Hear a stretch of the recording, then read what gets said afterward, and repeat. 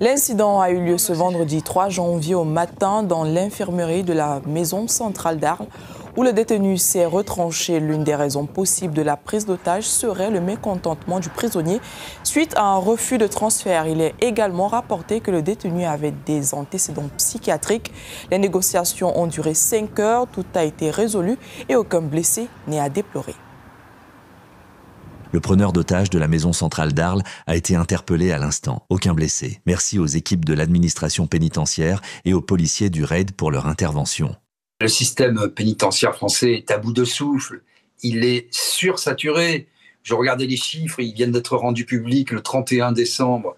80 792 détenus pour 62 404 places, c'est-à-dire une surpopulation carcérale de 129,5%. Et dans certaines prisons, c'est plus de 200% de saturation. C'est totalement impossible. Et tous les hommes politiques qui se succèdent, parce qu'ils pensent que c'est populaire, disent il faut faire des prisons, mettre tout le monde en prison. Sauf que la prison n'est pas une alternative, n'est pas une solution viable pour les courtes peines, parce que les prisons, je l'ai dit, sont surchargées, les gens dorment à même le matelas, à même le sol sur des matelas, dans des conditions d'hygiène et d'humanité absolument insupportables.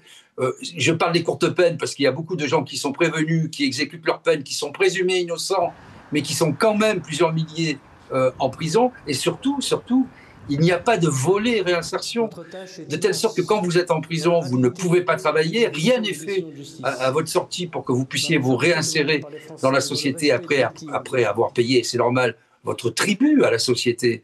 Et donc, vous sortez bien pire que ce que vous êtes entré en prison, sans compter tous les risques maintenant avérés de radicalisation, notamment en termes d'islamisme. C'est un peu le lieu où vous vous radicalisez. Donc, c'est la plus mauvaise solution. Je parle des courtes peines. Et malheureusement, ces courtes peines, c'est ce qui vient saturer les prisons. Il faudrait vider les prisons